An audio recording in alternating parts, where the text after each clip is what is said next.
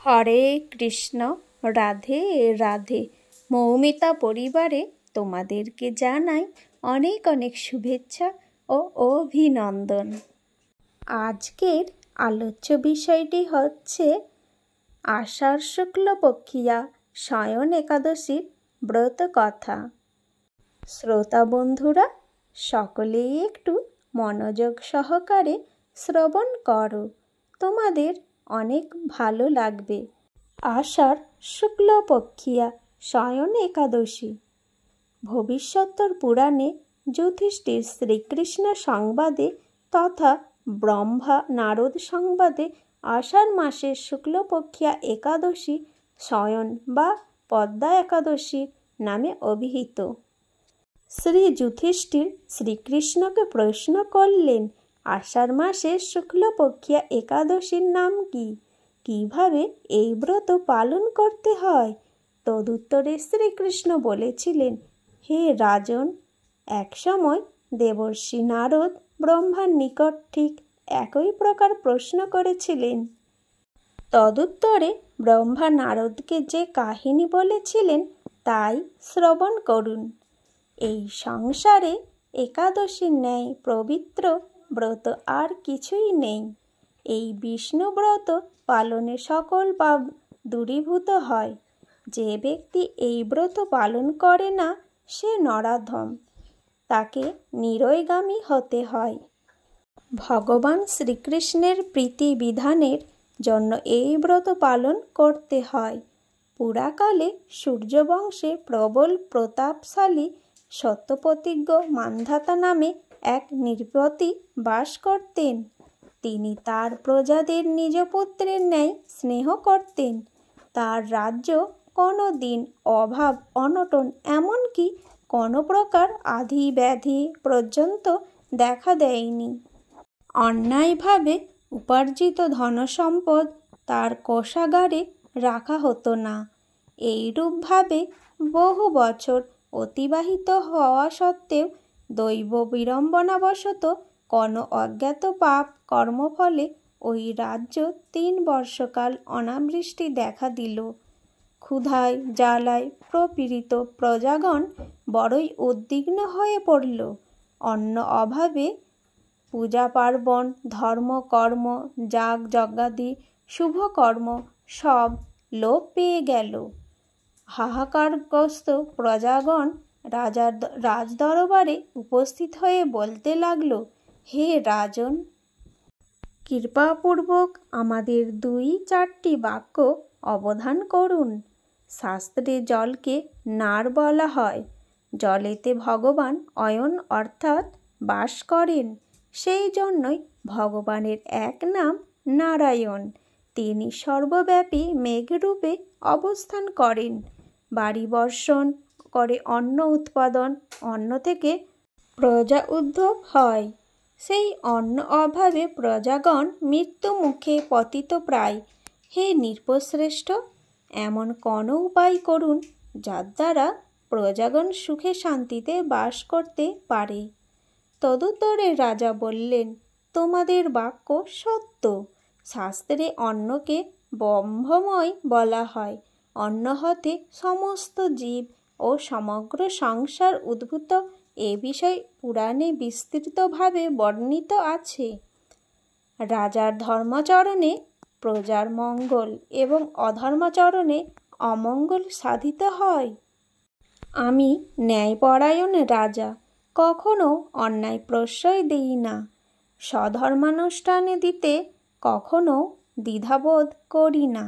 তথাপি কেন আমার রাজ্যে এই দুরবস্থা দেখা দিয়েছে? রাজা এই রূপ চিন্তা করে কিছু মুখ্য ব্যক্তি ও কতিপয় সঙ্গী নিয়ে কোনো এক গভীর বনে প্রবেশ করলেন। তথায় রাজা কিছু বিশিষ্ট তপস্বী গণের আশ্রম দেখতে পেলেন। দৈবানুগ্রহে রাজা মান্ধাতা আশ্রমের ঋষিকে প্রণাম করলেন। রাজা করজোড়ে অভিবাদন জ্ঞাপন করে ঋষি রাজাকে আশীর্বাদ করে বললেন, আপনার প্রজাগণ সুখে আছে তো? রাজ্যে কোনো অশান্তি নাই তো? তখন রাজা বললেন, হে মুনিশ্রেষ্ঠ, ধর্মানুসারে আমি রাজ্য পরিপালন করছি। প্রজাদের মঙ্গলের জন্য সদা সর্বক্ষণ লক্ষ্য রাখি।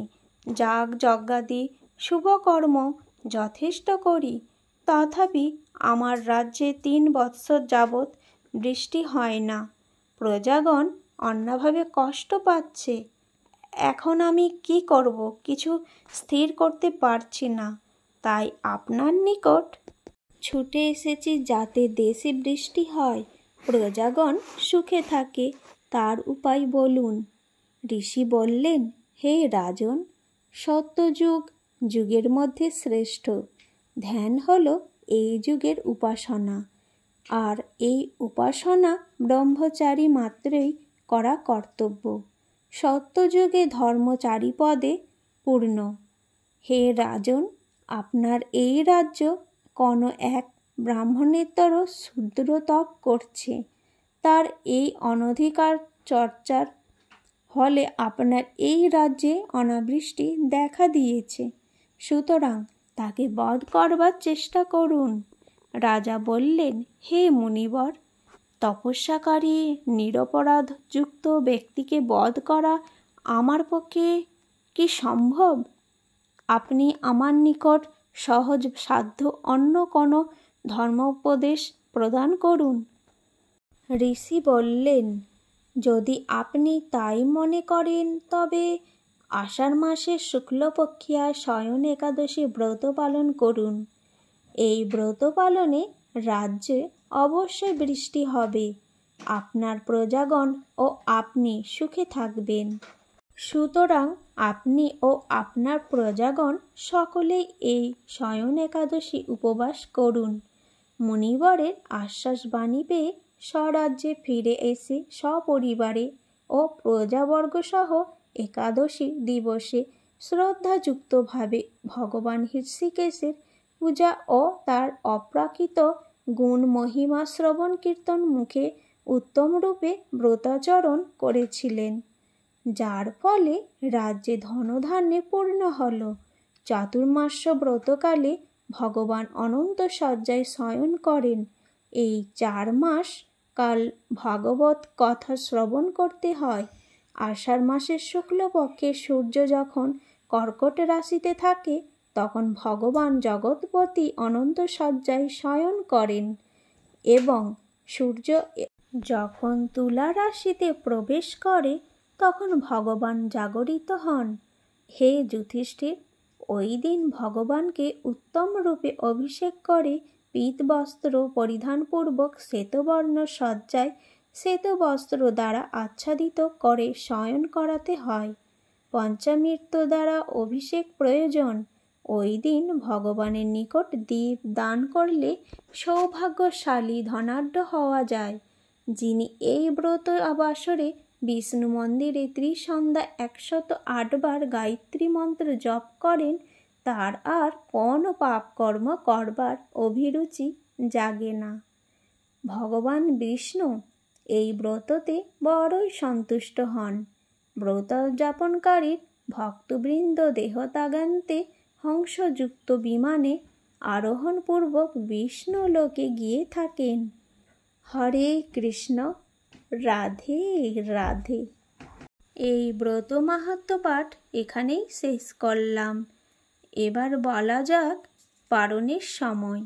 একাদশীর পরের দিন সকাল 4:57 থেকে 9:24 মধ্যে সকলেই পারণটা করে নেবে। শ্রোতা বন্ধুরা, সকলেই ভালো থেকো এবং সুস্থ থেকো, আর প্রেম সে বলো রাধে রাধে।